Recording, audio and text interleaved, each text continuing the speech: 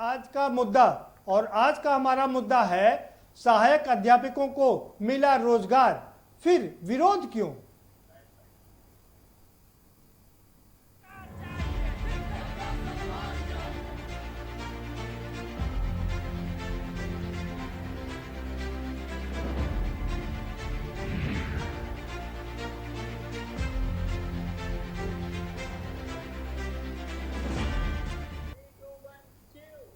जी हाँ, 69,000 सहायक अध्यापकों की भर्ती 2019 में से अभी तक लटकी पड़ी थी। लगातार इसमें कोर्ट के चक्कर लगा रहे थे लोग, और अंत में सुप्रीम कोर्ट ने कहा कि इसमें 31,661 पदों पर भर्ती की जा सकती है। उसी को लेकर के राज्य सरकार सजग हुई और 31,661 पदों पर भर्ती कर भी दी गई, जिसमें 18 अक्टूबर से ही नियुक्ति पत्र भी दिया जाना शुरू कर दिया जाएगा। लेकिन इस बीच विरोध के स्वर लगातार जारी हैं, और जो उसमें कहा यह जा रहा कि एमआरसी और आरक्षण को लेकर के प्रॉपर नियमों का पालन नहीं किया गया, और पिछड़ा वर्ग आयोग ने जो आदेश दिया था उसका भी अनुपालन नहीं किया गया। इसको लेकर के लोग जो अभ्यर्थी हैं वो पिछले कई दिनों से यहाँ पर आंदोलनरत हैं, और इसके साथ साथ में अब उन लोगों ने एक बार फिर से सुप्रीम कोर्ट का रुख करने का इरादा जाहिर कर दिया है। अब सवाल ये उठता है, क्या एक बार फिर से जो 31,661 लोगों की भर्ती हुई है उस पर कोई रोक लगेगी या क्या होगा, ये बड़ी बात है। अभी चूंकि त्यौहार का मौसम है, लेकिन हम उम्मीद करते हैं कि जिन लोगों को ये रोजगार मिलेगा ये उनके लिए दिवाली का सबसे बड़ा बोनंजा ऑफर होगा। तो ऐसे में जल्दी से इस पर निर्णय लेना पड़ेगा, सरकार को सोचना पड़ेगा और उन अभ्यर्थियों को भी सोचना पड़ेगा, क्योंकि ये अभ्यर्थी भी उनके ही अपने लोग हैं। इसी पर चर्चा करेंगे। हमारे साथ में खास मेहमानों का पैनल जुड़ा हुआ है, हम उनसे आपका परिचय कराएंगे, लेकिन उससे पहले आपको एक रिपोर्ट दिखा देते हैं। ये रिपोर्ट देखिए, समझिए, फिर उसके बाद इस पर चर्चा करेंगे।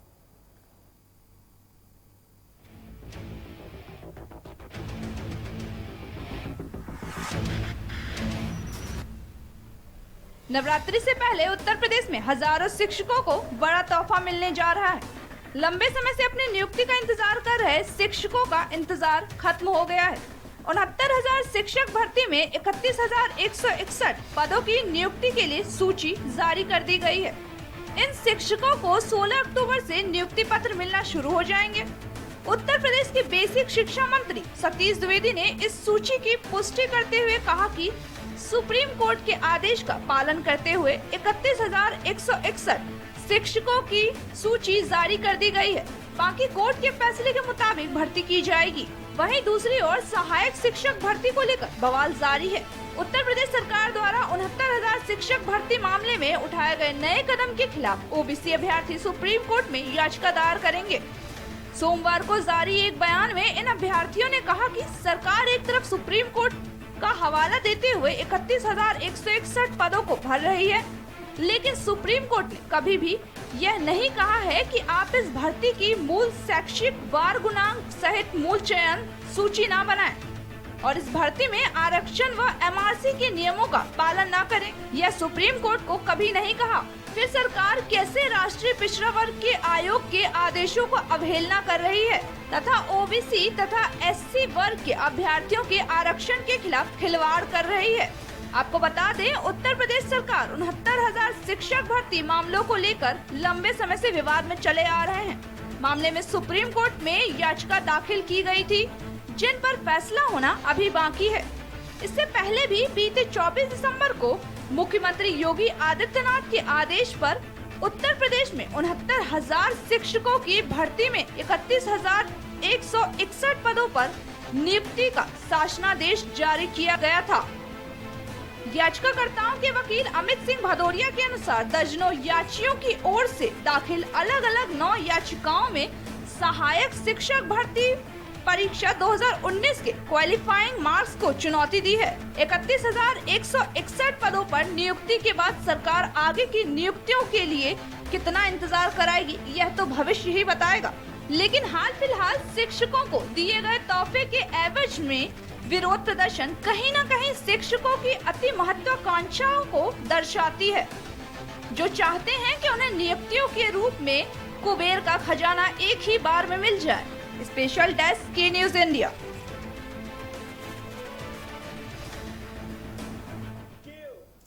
जी हाँ, 69,000 सहायक अध्यापकों की भर्ती और अब 18 अक्टूबर से 31,661 लोगों को मिलना शुरू हो जाएगा नियुक्ति पत्र। लेकिन क्या इस पर ग्रहण लग जाएगा, ये अपने आप में बड़ा सवाल है। इसी पर चर्चा करेंगे। हमारे साथ में खास मेहमानों का पैनल जुड़ा हुआ है, हम उनसे आपका तारुफ करा देते हैं। कुबेर सिंह जी हमारे साथ में जुड़ चुके हैं, विधायक हैं भारतीय जनता पार्टी के। बहुत स्वागत है आपका कुबेर सिंह जी। विनोद चतुर्वेदी जी हमारे साथ में जुड़े हुए हैं, पूर्व मंत्री हैं, कांग्रेस के बहुत वरिष्ठ नेता हैं, आपका भी बहुत स्वागत है विनोद चतुर्वेदी जी। संदीप शुक्ला हमारे साथ में जुड़ रहे हैं, समाजवादी पार्टी के नेता हैं और पूर्व मंत्री हैं, आपका भी बहुत स्वागत है संदीप शुक्ला जी। अरुण राजभर हमारे साथ में जुड़ चुके हैं, सुभाषपा के राष्ट्रीय महासचिव हैं, आपका भी बहुत स्वागत है अरुण राजभर जी। और दो अभ्यर्थी हमारे साथ अपनी व्यथा सुनाने के लिए हमारे साथ लखनऊ स्टूडियो में मौजूद है। विनोद यादव जी, आपका भी बहुत स्वागत है और सुनील कश्यप, आपका भी बहुत स्वागत है। हम रुख आप ही दोनों का पहले करेंगे, आपसे आपकी व्यथा समझेंगे, उसके बाद हम आगे की ओर रुख करेंगे। विनोद जी, सबसे पहले आपके पास में आएंगे, क्यों आप लोग आंदोलन कर रहे हैं, क्यों आंदोलनरत हैं, जबकि एक सुप्रीम कोर्ट के हिसाब से 31,661 लोगों को नियुक्ति पत्र देने की बात की जा रही है? सर देखिए, हमारा विरोध नियुक्तियां देने पर नहीं है जी। माननीय सुप्रीम कोर्ट का आदेश सर माथे और सबको स्वीकार्य है, लेकिन यहाँ प्रश्न तो सरकार की नीति और नियति पर है जी, कि सरकार आखिर इस भर्ती को बार बार कानूनी पचड़े में फंसाना क्यों चाहती है। जिस भर्ती को अभी ये करने में असमर्थता जता रहे थे, माननीय सुप्रीम कोर्ट में मॉडिफिकेशन के लिए एप्लीकेशन डाल रहे थे कि हम जो है असमर्थ है, हमको पूरी लिस्ट दीजिए जिसकी हम भर्ती कर पाए। अब उसी भर्ती पर दोबारा करना, तो इनकी नीति और नियत पे हमें शक है, इसलिए हम आंदोलनरत हैं। सुप्रीम कोर्ट ने भर्तियां करने को कहा है, न कि नियमों को तार तार करके भर्तियां करने को कहा है, न आरक्षण को छिन्न भिन्न करके भर्तियां करने को कहा है, और न ही ओबीसी एससी के बच्चों को बाहर करके भर्तियां करने को कहा है। सर मैं आपको बताऊं, जो लिस्ट सामने आई है उस लिस्ट में इतनी भी संगतियां हैं कि कहीं पे 70 वाले गुणांक का अभ्यर्थी चयनित है और 72 गुणांक वाला जो है आज सड़कों पे हमारे साथ प्रदर्शन में बैठा हुआ है। तो इन परिस्थितियों में हम लोग किसी भी कंडीशन में माननीय सुप्रीम कोर्ट के आदेश के पक्ष में हैं, और ये एक अच्छा कदम था कि भर्तियां होती, लेकिन नियम और कानून को ताक पे रखकर कोई भी भर्ती होगी तो सिवाय दोबारा न्यायालय की शरण में जाने के और सड़क पर उतरकर विरोध प्रदर्शन करने के हमारे पास और कोई रास्ता नहीं बचता। इस वजह से हम लोग आज सड़कों पे हैं। ठीक है, सुनील कश्यप जी। सर, हम आपके चैनल के माध्यम से भारतीय जनता पार्टी की सरकार से निवेदन करते हैं कि जो ये 69,000 शिक्षक भर्ती गतिमान है मौजूदा समय में, इसमें माननीय पिछड़ा वर्ग आयोग ने 7 जुलाई 2020 को स्थगना आदेश दे दिया है कि भर्ती प्रक्रिया तब तक नहीं आगे बढ़ेगी जब तक मेरी द्वारा जांच की, मतलब जब तक पत्रावलियां सारी अन्वेषण नहीं कर ली जाएगी। पत्रावलियां के अन्वेषण अभी पूर्ण नहीं हुए हैं, स्टे बरकरार है, उसके बावजूद ये भर्ती किस आधार पर की जा रही है? या तो भर्ती में बहुत बड़ा झोल है, या फिर पारदर्शिता इसमें क्यों नहीं बरती जा रही है। इस भर्ती में पारदर्शिता न होने की वजह से दलित और पिछड़े वर्ग के लगभग 15,000 अभ्यर्थी नियुक्ति से दूर होते जा रहे हैं। मुख्य धारा में आने से पहले ही उनको रोक दिया जा रहा है। मैं भारतीय जनता पार्टी से इतना निवेदन करना चाहता हूं कि दलित और पिछड़ों की हकमारी ना की जाए, हमको हमारा अधिकार दिया जाए, हमारे आरक्षण को ना छीना जाए, यही हमारा भारतीय जनता पार्टी से निवेदन है। ठीक है, विधायक कुबेर सिंह जी का रुख करेंगे। कुबेर सिंह जी, हमारे साथ जो 2 अभ्यर्थी हैं वो कह रहे हैं कि वो इस हक में है कि सबको नियुक्ति पत्र मिलना चाहिए, वो चाहते हैं कि सबको रोजगार मिले।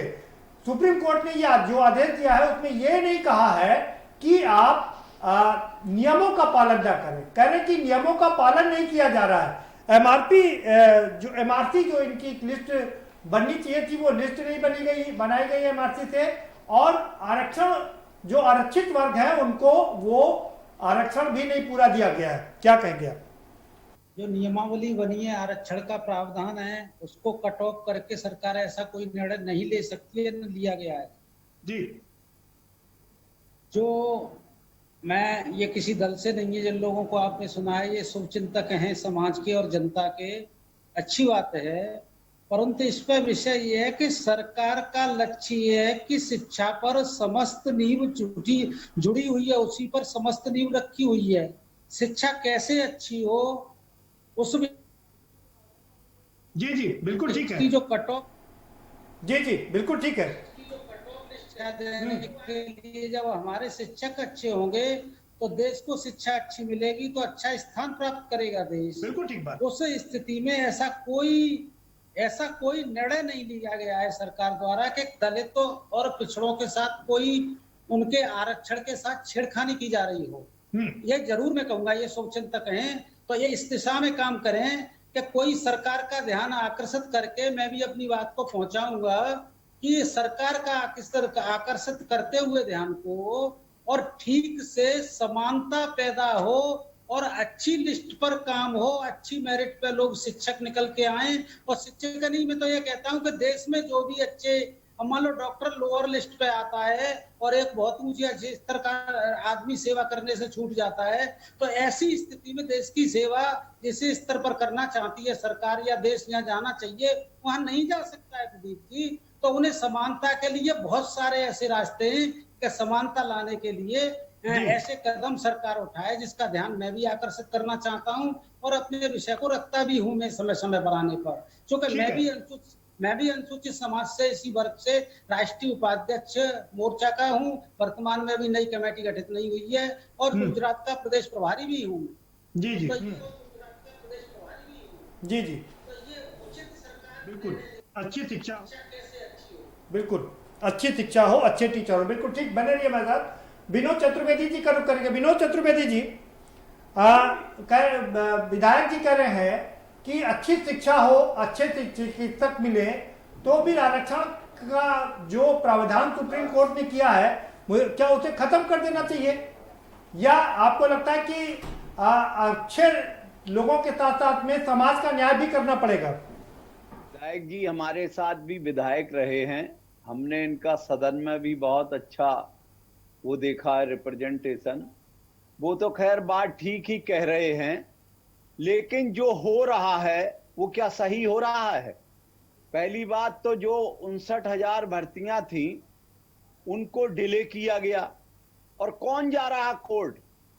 कोर्ट तो वो लोग जा रहे हैं, जांच कराई जाए तो इन्हीं में से निकल आएंगे कि रुके और भर्ती ना हो। ये तो अच्छी बातें करते हैं, काम अच्छा नहीं करते हैं। बातें बहुत अच्छी करते हैं कि ताकि समाज में ऐसा संदेश जाता है कि लगता है इनसे अच्छा कोई काम ही नहीं कर रहा, लेकिन कार्य होता क्यों नहीं है? अरे भाई 2 करोड़ नौकरियों का वादा करने वाले 7 साल हो गए, कितनी नौकरियां मिली अभी तक? बिल्कुल जी ठीक है, बिल्कुल जी ठीक करें, लेकिन यहाँ तो नौकरी दे रही है ना सरकार। पे तो सारा रिकॉर्ड है।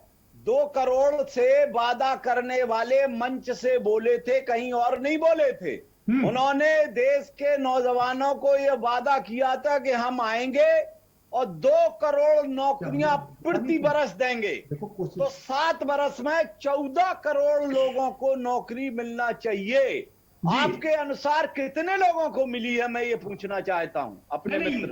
ठीक है विनोद चतुर्वेदी जी, नहीं ठीक है विनोद चतुर्वेदी जी, कम से कम यहाँ तो सरकार प्रतिबद्ध है, 31,661 लोगों को नौकरी देने की बात कर रही है।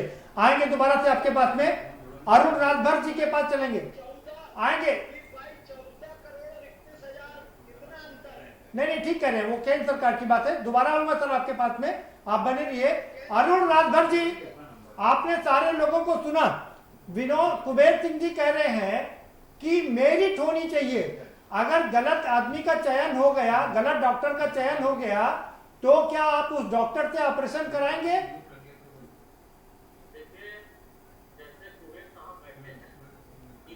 गर्दन पर छुरी चलाने के लिए इनको बैठाया जाता है, ये झूठे 1 नंबर के लोगों को बैठा दिया जाता है। बाबा साहब भीमराव अम्बेडकर साहब ने 22% आरक्षण दलित समाज को दिया और 27% आरक्षण पिछड़े वर्ग को बीपी सिंह जी ने दिया, और 22% और 27% मिलाकर के जो 49.5% है, ये तो सीधे पिछड़े और दलित समाज का आरक्षण है। यहाँ आरक्षण खत्म हो रहा है। विधायक जी को यह समझना चाहिए कि यहाँ हमारे पिछड़े और दलित समाज का आरक्षण खत्म हो रहा है और सामान्य वर्ग को जिस तरीके से 10% अलग से आरक्षण दिया गया और 50% में पहले ही थे वो लोग, और उसके बाद भी इनकी जो प्रतिभा है पिछड़े वर्ग की और दलित वर्ग की, इनकी हकमारी सीधे सीधे इनमें आके किया जा रहा है। तो ये तो भारतीय जनता पार्टी, भारतीय झूठ पार्टी पूरी तरीके से पिछड़े और दलित समाज के आरक्षण को खत्म करने के फिराक में लगी हुई है। सुहेल से भारतीय समाज पार्टी इसके लिए जब हमारे 69,000 शिक्षक जब आंदोलन कर रहे थे सड़कों पर, तो सबसे पहले हम लोग खड़े होकर के उनके आंदोलन में हवा भर रहे थे कि न्याय आपको मिलनी चाहिए। ये भारतीय जनता पार्टी के जितने राष्ट्रीय पिछड़ा वर्ग आयोग क्यों बनाया गया, हमको आप बता दीजिए पिछड़ा वर्ग क्यों बनाया गया। जब यह मामला राष्ट्रीय पिछड़ा वर्ग के संज्ञान में गया, माननीय प्रधानमंत्री जी मंच पर आकर कहते मैं पिछड़े वर्ग का प्रधानमंत्री हूं, मैं पिछड़े वर्ग का नेता हूं, मैं पिछड़े वर्ग से आता हूं, तो फिर पिछड़े वर्ग को न्याय देने में आप क्यों पीछे हट रहे हो। आज सामान्य वर्ग को 10% आरक्षण देकर के आप उसको आगे बढ़ाने का प्रयास कर रहे हो और पिछड़े और दलित समाज के हकों को सिर्फ खाने में लगे हो। ये पूरे प्रदेश के नौजवानों के साथ सिर्फ धोखा करने का काम कर रहे हैं। 31,161 की बात कर रहे हैं, ये 69,000 लोगों का मामला है। उसके बाद जो आप दिवाली में कुछ लोगों को अवसर दे रहे हैं, आपको पता है कि जब ऐसे आईपीएस ने, जब प्रकाश जी ने इसका खुलासा किया कि बड़े पैमाने पर भ्रष्टाचार इसमें हुआ है, जो 5 लाख 10 लाख 15 लाख रुपया दिया है उसको नौकरी मिला है, जांच कराइए इसकी सीबीआई जांच से, मुझे पता हो जाएगा कि जो पैसा। ठीक है अरुण राजभर जी, आपका समय समाप्त, दोबारा से आऊंगा आपके पास में। ठीक है अरुण राजभर जी, ठीक है आऊंगा आपके पास दोबारा से। विजय यादव जी का रुक कर, विजय यादव जी, कुबेर सिंह जी कह रहे हैं कि वो खुद एक दलित वर्ग से आते हैं और राष्ट्रीय अध्यक्ष हैं।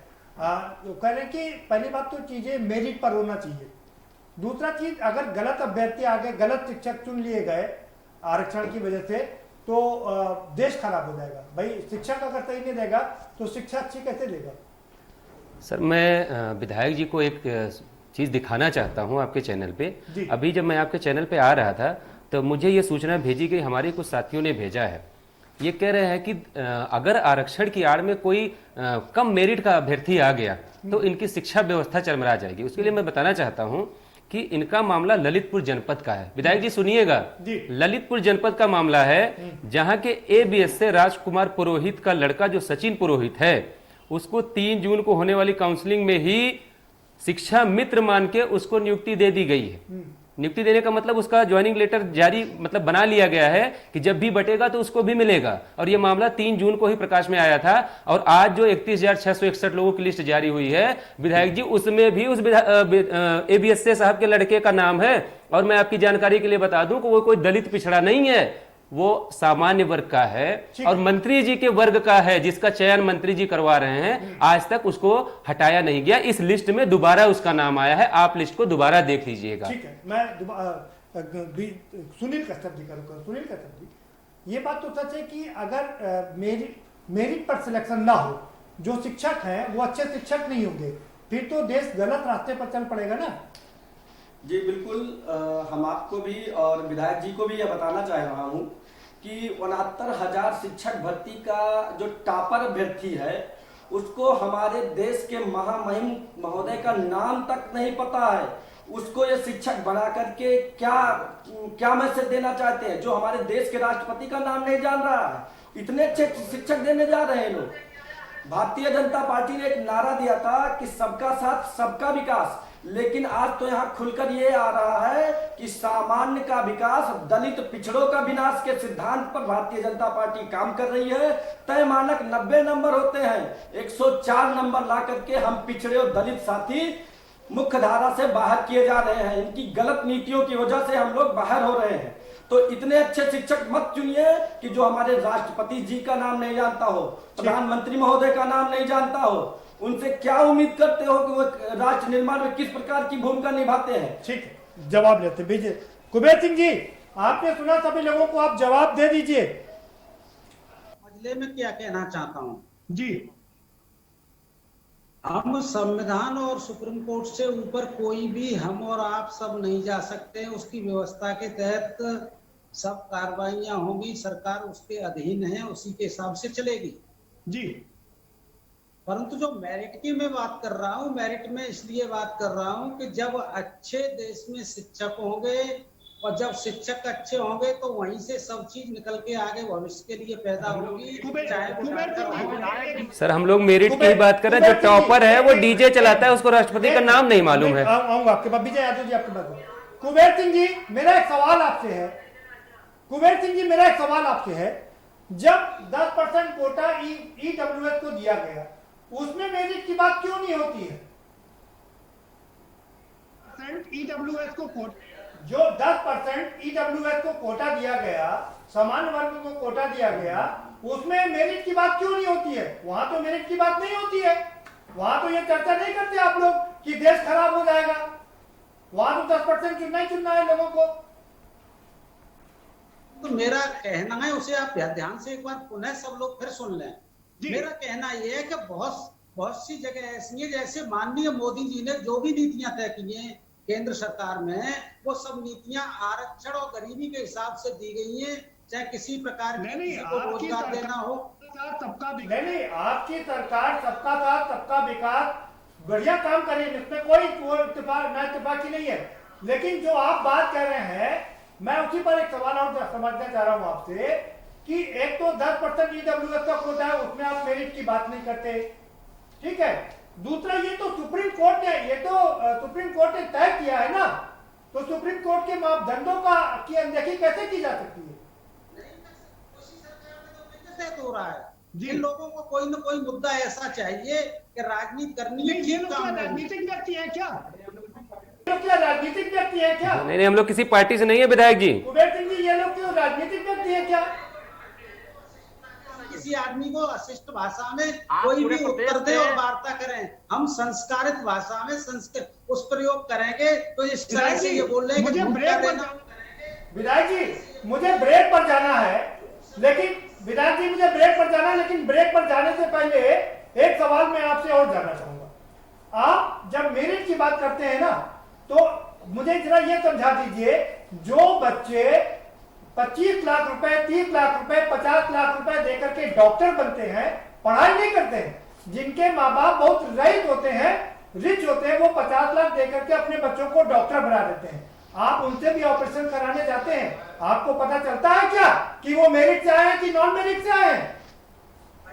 मैंने अपने परिवार का सरकारी हॉस्पिटलों में ही इलाज कराया है। मैं ये जानना नहीं, मैं आपकी बात नहीं कर रहा हूं, मैं उन डॉक्टरों की बात कर रहा हूं जो 50 लाख रुपए, 1 करोड़ रुपया देकर के डॉक्टर बनते हैं। आप उस समय मेरिट की बात क्यों नहीं? दुकान खोले तब आप उस समय मेरिट की बात क्यों नहीं करते कि उसमें मेरिट के आधार पर होना चाहिए, ये पैसे देके नहीं करना चाहिए? उसमें तो आपने आरक्षित कर रखा है, इतनी पेड सीटें होंगी जी। मैनेजमेंट के स्कूल है, उनका अपना कोटा रिजर्व है और बड़े पैसे वाले उनके बच्चे पढ़ने में कमजोर है। क्या सरकार इतनी कमजोर है, इतनी लाचार है कि प्राइवेट पर अपना अंकुश नहीं लगा सकती?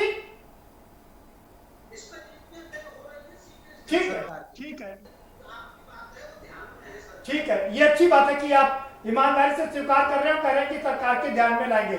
आप बने नहीं हमारे साथ, सारे लोग बने नहीं हमारे साथ में। वक्त एक ब्रेक है, छोटा सा ब्रेक लेंगे और ब्रेक के बाद आएंगे तो चर्चा के सिलसिले को आगे बढ़ाएंगे और जो अभ्यर्थी हैं उनसे समझने की कोशिश करेंगे कि अगर ये एक बार फिर से सुप्रीम कोर्ट गए तो बेचारे उन 31,661 लोगों का क्या होगा जो बड़ी उम्मीद लगाए, बहुत आस लगाए बैठे हुए हैं कि इस दीपावली में उनको उनकी जिंदगी का सबसे बड़ा तोहफा मिलेगा, वो एक नियुक्ति पत्र पाएंगे। लेकिन कहीं ये उनकी आशाओं पे पानी ना फेर दे, इस पर चर्चा को आगे बढ़ाएंगे, लेकिन एक छोटे से ब्रेक के बाद।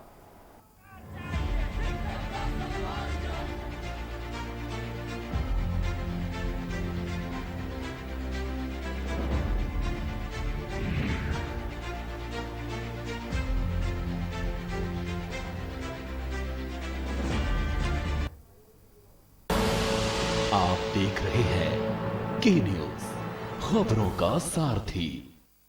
लम्हे छोटे से ये जिंदगी से भरे, इन्हें हाथों में भर ले और जी ले जरा। मुसाफिरा तू है चला मुसाफिरा रे। छोटे छोटे लम्हों का अनोखा सफर, कमला पसंद, अनोखा स्वाद। GGS Education Group launches 20% discount on academic fee of courses MBA, BBA, BCA, BFSI and GM, D Pharma, B Pharma. Offers best infrastructure, best transport facility, best academic service and best placement service. Register today to avail 20% discount. Call 9971 496 497 or visit the campus Kanpur Lucknow Highway near Unnao. GGS Education Group. खुदी को आजमाया है तो ये अंदाज आया है, खुदी को आजमाया है तो ये अंदाज आया है। तुम में भी मैं हूं, शुद्ध प्लस पान मसाला।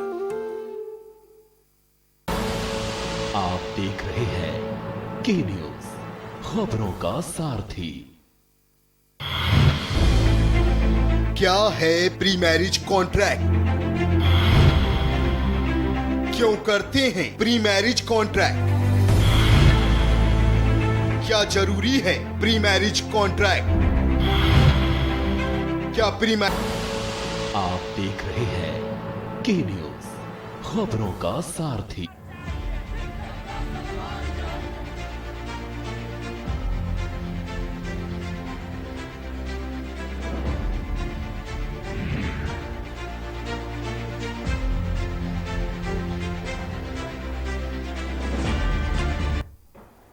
ब्रेक के बाद आपका स्वागत है और हम अब सीधा रुक करेंगे विनोद चतुर्वेदी जी का। विनोद चतुर्वेदी जी पूर्व मंत्री रह चुके हैं, कांग्रेस के बड़े नेता हैं। विनोद चतुर्वेदी जी, आपने विधायक जी को सुना, क्या कहना चाहेंगे आप? और नीति इम्प्लीमेंट में नहीं होती है, बातों में होती है। तो विधायक जी की भी मजबूरी है कि उनको तो वो कहना ही पड़ेगा जो सरकार चाहती है, और सरकार जो चाहती है वो बोलेंगे। लेकिन क्या ये जो है जो हो रहा है वो नियम के तहत हो रहा है? अगर नियम के तहत हो रहा होता तो सबको न्याय मिलता, तभी तो लोग सड़कों पे हैं जो विरोध कर रहे हैं। जी ठीक है अरुण राजभर जी। जी ठीक है अरुण राजभर जी, आपका रिएक्शन।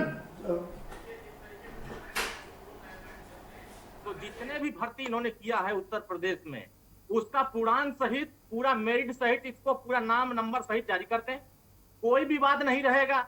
जबकि इन्होंने बड़े पैमाने पर घोटाला किया है तो इसको उजागर भी नहीं होने दिया जाएगा।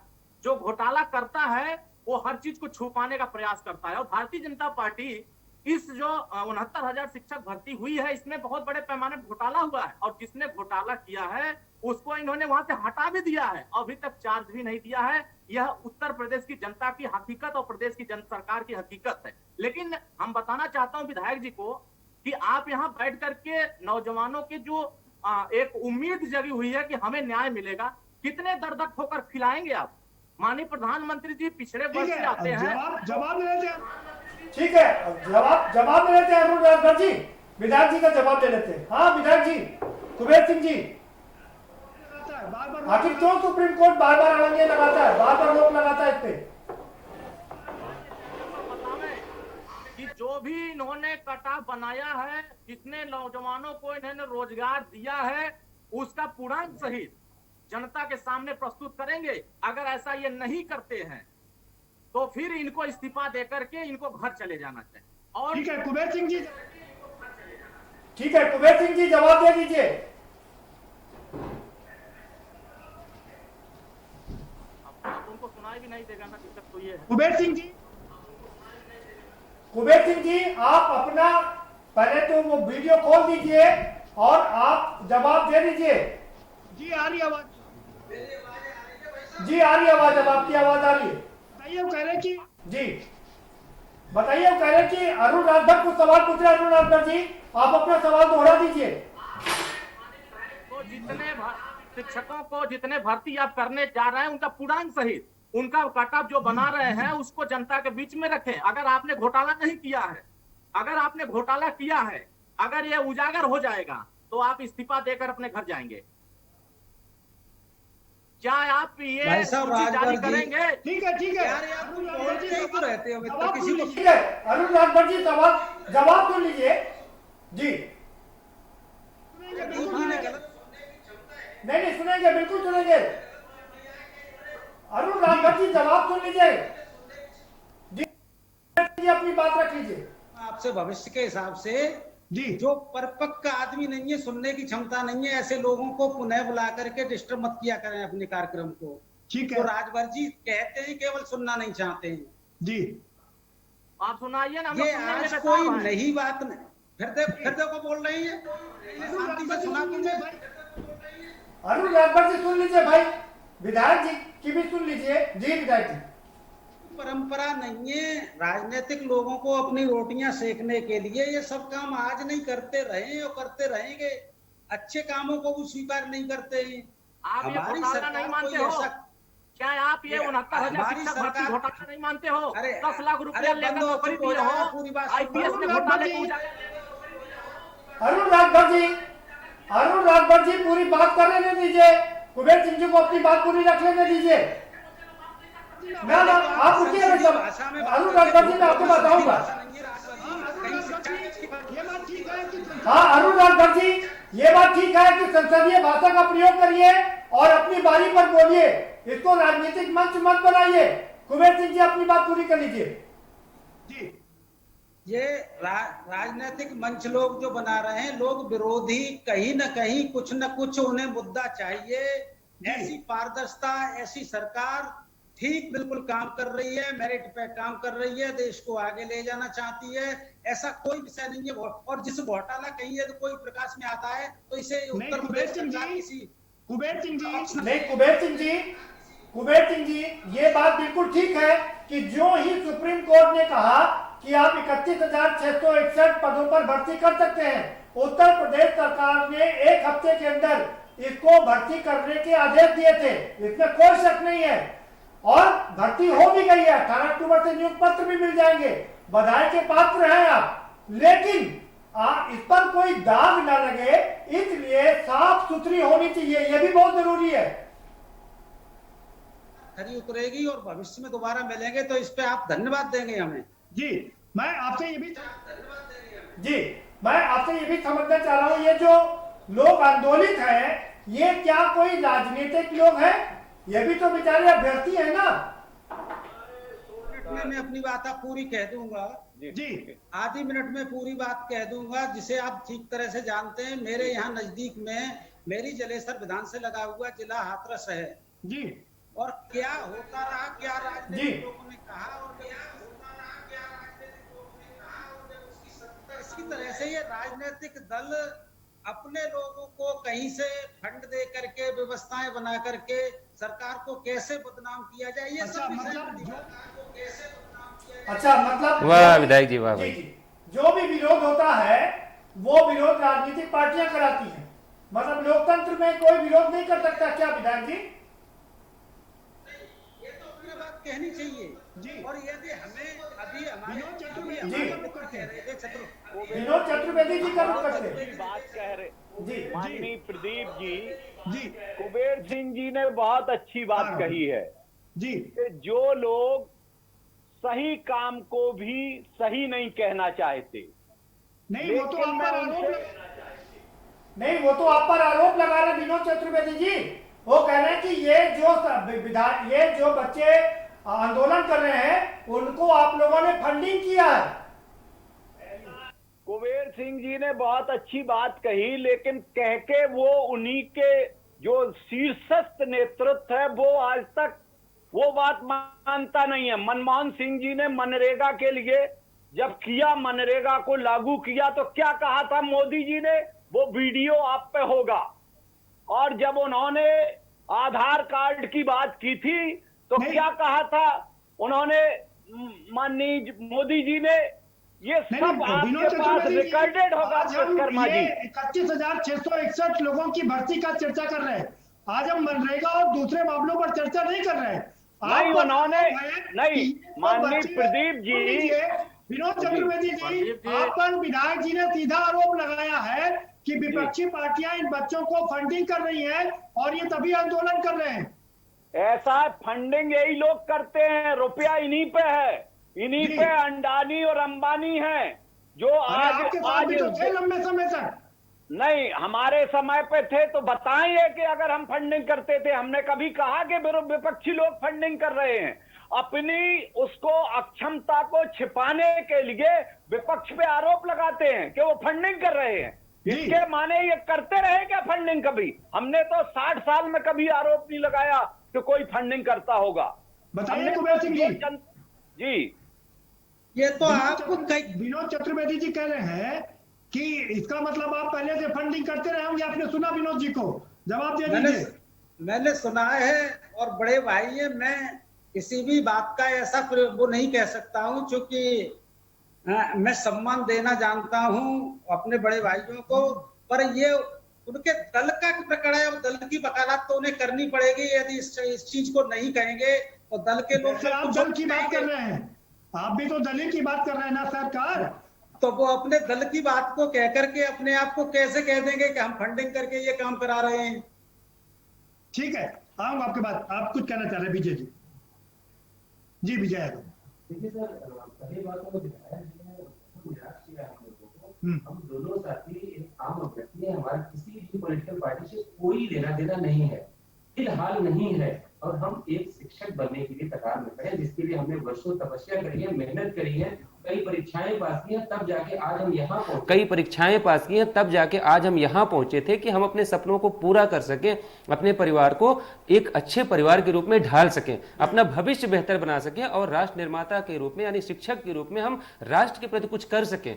लेकिन मैं बहुत दुखी मन से कह रहा हूं कि मेरा दुर्भाग्य है कि माननीय विधायक जी इस व्यवस्था के मालिक हैं जो हमारे ऊपर सीधा सा आरोप लगा रहे हैं, और मेरा सौभाग्य है कि ये मेरे क्षेत्र के नहीं है। अगर ये मेरे क्षेत्र के होते तो कल सुबह मैं इनके पास जाता और कहता माननीय विधायक जी, इन्हीं हाथों से, इसी अंगूठे से मैंने आपको वोट देकर अपना प्रतिनिधि चुना है, आप मुझे जो है विरोधी पार्टी का एजेंट बता रहे हो। आप कह रहे हो कि सर एक सेकंड कंक्लूड करने दीजिए मुझे।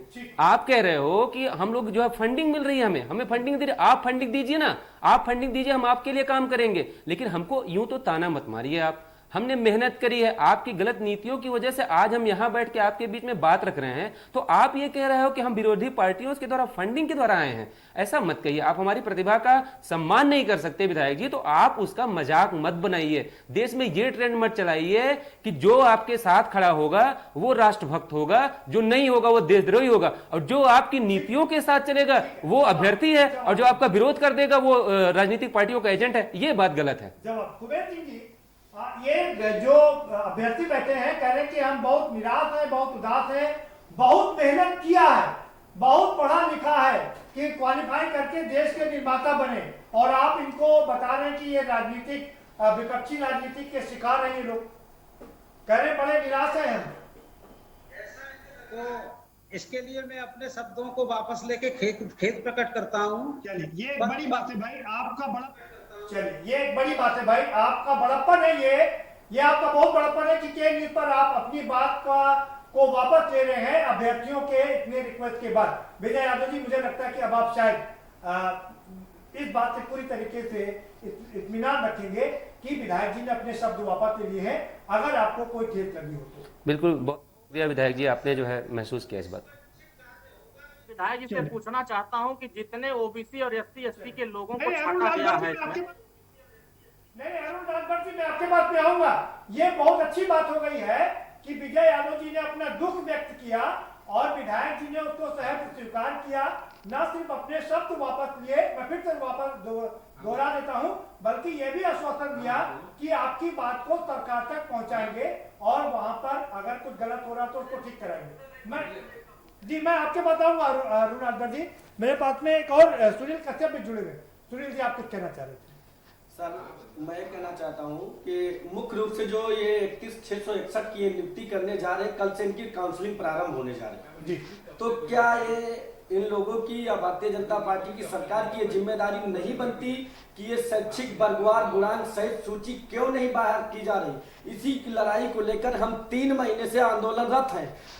एनसीबीसी गए, हाई कोर्ट गए, कल मैं सुप्रीम कोर्ट भी जा रहा हूं इस संबंध में, लेकिन ये मूल चयन सूची क्यों नहीं बाहर ला रहे हैं? वर्गवार कटाव क्यों नहीं बताया जा रहा? मैं आपके माध्यम से विधायक जी से सिर्फ इतना निवेदन करना चाहते हैं, यूआर, ओबीसी, एससी, एसटी के अंतिम कटाव को पब्लिश क्यों नहीं करवाया जा रहा? जैसा कि आज मैंने प्रताप सिंह बघेल सचिव साहब से मिला, मैंने कहा कि आपके द्वारा 9050 एक याचिका है, उसमें काउंटर फाइल किया गया है, जिसमें ओबीसी, एससी, एसटी के तो जो कटाव बताए गए, लेकिन जनरल अभ्यर्थियों के कटाव क्या कारण थे जो नहीं बताए गए? हमारा विवाद इसी बात को लेकर के है। मैं जवाब दे देता हूँ। कुबेर सिंह जी, सीधा सा सवाल है, सीधा से अरुण राजभर भी वही बात कह रहे हैं कि भाई सबके गुणांक सामने कर दीजिए। रिजल्ट जब आप आउट कर रहे हैं तो सारी चीजें पारदर्शिता के लिए सब सामने कर दीजिए, किसी को कोई दिक्कत नहीं होगी। ओबीसी, एसटी, एसटी का आप जाहिर कर रहे हैं लेकिन सामान्य वर्ग का नहीं कर रहे हैं। इनका आरोप है जिन्होंने 90 मार्क्स पाए हैं उनका सिलेक्शन हो रहा है, हमने 104 मार्क्स पाए, हमारा सिलेक्शन नहीं हो रहा है। तो ये तो जिंदगी भर चलता रहेगा। भाई पारदर्शिता तो होनी चाहिए। नहीं, मैं आपको विश्वास दिला रहा हूं कि कुछ पूरी सब पारदर्शिता रहेगी और जो मेरिट में ऊपर होगा उसे स्थान मिलेगा, ये मैं आपको आश्वस्त कर रहा हूं। मैं विधायक जी से पूछना चाहता हूं, अगर इसमें घपलेबाजी की शिकायत अगर सामने आएगी तो क्या आप अपने पद से इस्तीफा देकर घर जाएंगे? अपने माननीय मंत्री सतीश द्विवेदी जी से इस्तीफा मांगेंगे? आप योगी आदित्यनाथ जी से इस्तीफा मांगेंगे कि ये उत्तर प्रदेश के जितने अनुदेशक हैं, जितने हमारे 69,000 शिक्षक भर्ती हैं, शिक्षा मित्र हैं, जो आंगनबाड़ी कार्यकर्ती, क्या इनके न्याय के लिए अगर ये नहीं सरकार करती तो आप उनसे इस्तीफा मांग करके उनको लौटाएंगे? ठीक है, जवाब दे लीजिए कुबेर सिंह जी। ठीक है, जवाब दे लीजिए कुबेर सिंह जी। अगर इसमें कुछ भर्तियों में कुछ गलतियां निकलती हैं, अगर इसमें कुछ भर्तियों में कुछ गलतियां निकलती हैं, कुछ गड़बड़ झाला निकलता है, तो क्या आप इस्तीफा मांगेंगे अपने मंत्री से या अपना खुद इस्तीफा देंगे? कहें कि यदि उन्हें समाज में ऐसा लगेगा कि गलती हो गई है तो या तो क्षमा करने लायक है तो क्षमा मांगेंगे, अन्यथा इस्तीफा देके स्वयं चले जाएंगे। और न मोदी जी और ऊपर हमारा संगठन बखसने वाला नहीं है, इस्तीफा ले लेगा बुला के। ठीक है अरुण राजभर जी, आपने ठीक है अरुण राजभर जी आपने सुन लिया। अरुण राजभर जी आपकी बात पूरी हो गई। कुबेर सिंह जी ने वादा कर दिया है। अब मैं विजय जी का रुख करूंगा। विजय यादव जी, बहुत मुश्किल से 31,661 लोगों को नियुक्ति पत्र मिलने जा रहा है। अब अगर आप कोर्ट चले जाएंगे तो एक बार फिर से ये सारा रुक जाएगा। आपको नहीं लगता कि आपके भाई बंधु हैं और दिवाली पर उनको नौकरी का तोहफा नहीं मिल पाएगा? सर देखिए, हमें नियुक्तियों से कोई समस्या नहीं है, नियुक्ति होनी चाहिए, हम भी इस बात के पक्षधर हैं। लेकिन नियुक्तियां किसकी हो रही है सर, आप वो ध्यान दीजिएगा। जो डीजे चलाने वाला है, जो टॉपर है, जो पकड़ा जा रहा है, जिसको महामहिम राष्ट्रपति का नाम नहीं पता, उसको नियुक्तियां दी जा रही हैं। जो हमारी टॉपर है परीक्षा की, उसका पता नहीं है। हर परीक्षा के टॉपर का इंटरव्यू होता है, लोग सम्मानित करते हैं। इलाहाबाद की संस्कृति है कि वहां हर कोचिंग वाले नाम बता देते हैं कि हमारी कोचिंग का पढ़ा बच्चा है। आज टॉपर का पता नहीं है, आप उसको नियुक्ति देने जा रहे हो। हम नियुक्तियों का विरोध नहीं कर रहे हैं, कोर्ट जाना हमारी मजबूरी है। हमारी आप नहीं सुनेंगे। हमने आज प्रदर्शन किया, धरना प्रदर्शन किया, जिसको आपने विपक्षी पार्टियों का जो है प्रायोजित बता दिया। ठीक है। उसके बाद अब हमारे पास क्या रास्ता बचता है? हमने सचिव स्तर से मुलाकात करके देख ली। माननीय बेसिक शिक्षा मंत्री जी, हम पिछड़ा वर्ग के लोगों से मिलना नहीं चाहते, पता नहीं उनको क्या समस्या हम लोगों की। हम लोगों ने पता नहीं कितनी बार उनके यहाँ अर्जी लगाई, वहां हम लोगों के नाम पे साफ साफ इनकार कर दिया जाता है। तो ऐसी परिस्थितियों में हमारे सामने बचता क्या है? हमारे सामने सिर्फ एक रास्ता बचता है कि माननीय कोर्ट की शरण में हम जाएं, वहां अपनी बात रखें और वहां से जो निकल के आएगा। हम भी चाहते हैं कि हमारे भाइयों को नियुक्ति मिले, लेकिन हम भी ये नहीं चाहते, ये कोई नहीं चाहेगा कि हमारे हिस्से का काट के किसी और को दे दिया जाए। ये हमारा विरोध है। ठीक है। विनोद चतुर्वेदी जी, आप सुना कि ये लड़के कह रहे हैं कि हम ये नहीं चाहते कि कोर्ट जाएं क्योंकि हमारे पास वो नहीं है, लेकिन मजबूरी है क्योंकि अगर इनका हक मारा जाएगा तो कोर्ट तो जाना ही पड़ेगा।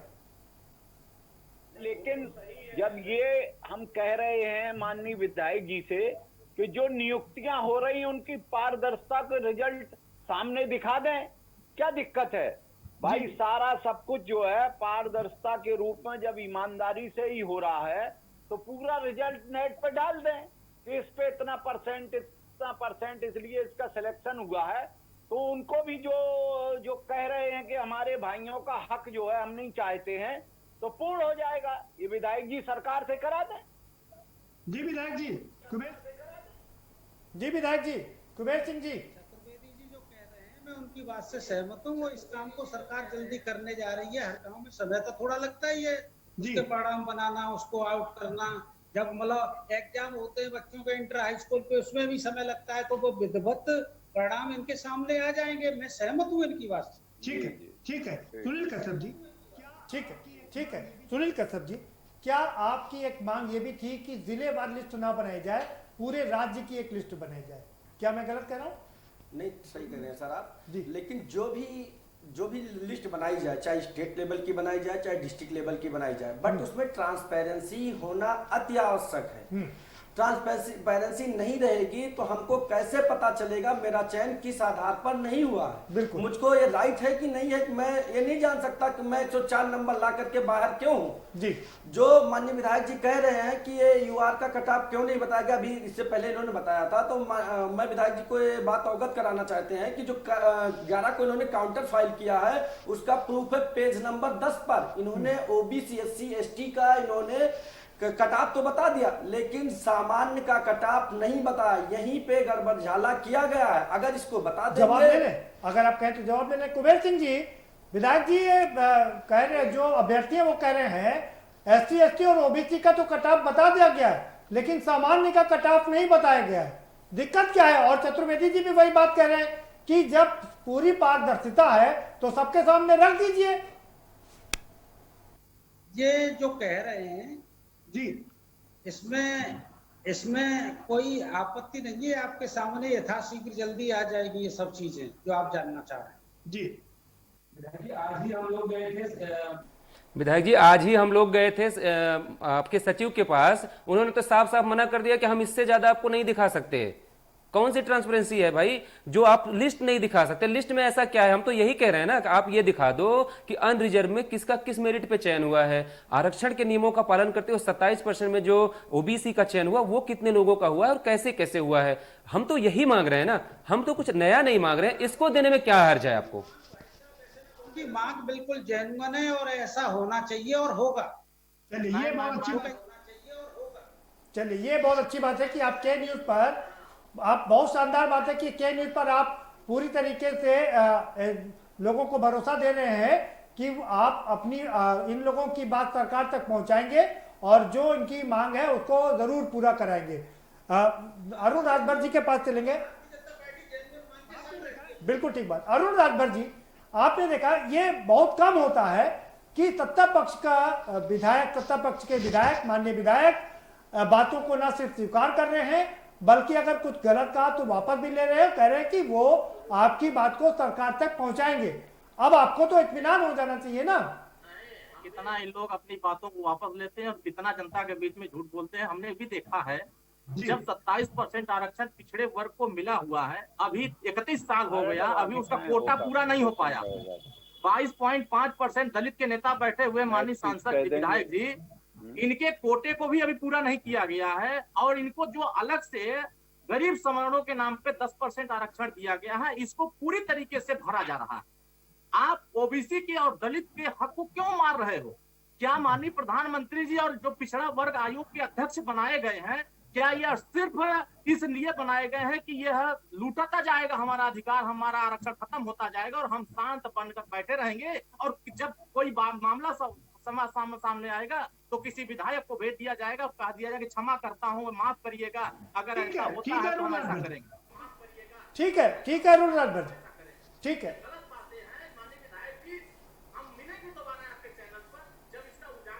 में और जिलेवार जो ये लोग घोटाला कर रहे हैं, इसका जब उजागर होगा तो फिर हम आपके सामने आएंगे कि माननीय विधायक जी इस्तीफा देते हैं कि फिर वहाँ झूठ बोल करके किनारा कर लेते हैं। ठीक है, विनोद चतुर्वेदी जी आपका फाइनल कमेंट। विनोद चतुर्वेदी जी आपका फाइनल कमेंट जानना चाहेंगे कि क्या वाकई जो ये बात है कि जिलेवार जो लिस्ट बनाई जा रही है उसको एक मुफ्त करके एक स्टेट वाइज लिस्ट बना दी जाए और कट ऑफ उसमें दिखा दिया जाए कि हाँ ये कट ऑफ है।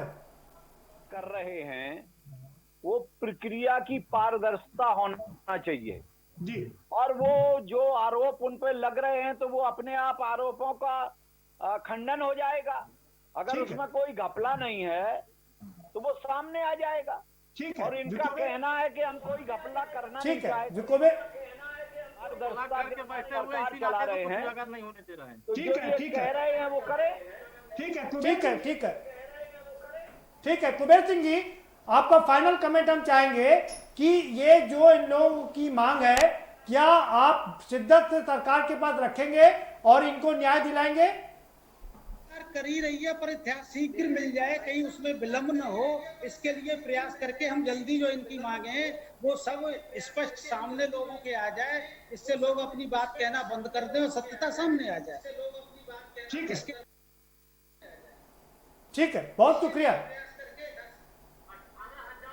नहीं है विधायक जी, प्रदेश में जिस तरीके से नौजवानों के हकों को लूटा जा रहा है ना, आप उजागर हो जाएगा जब कोर्ट से मामला सामने आएगा। मैं तो विधायक जी से अपने एक बात कहना चाहूंगा। जल्दी समय कम। मैं विधायक जी से ये कहना चाहूंगा कि आपके चैनल पे जिस जिम्मेदारी से वो कह के जा रहे हैं, और जो इनका जो क्षेत्र है, जो विधानसभा क्षेत्र है इनका, वहां के लोग भी हमारे साथ आज धरने में बैठे थे, तो ये पूरी जिम्मेदारी से बात कह के जाएं।